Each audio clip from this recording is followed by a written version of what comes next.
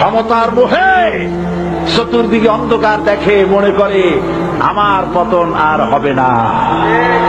কিন্তু তোমাকে বুঝিবে যে গোকুলে বাড়ি শেষে গাড়ির চাকা সব সময় উপরে থাকে না। গাড়ির চাকা সব সময় উপরে থাকলে গাড়ি তো চলবেই না। গাড়ির চাকা ঘোরে বলেই তো গাড়ি চলে।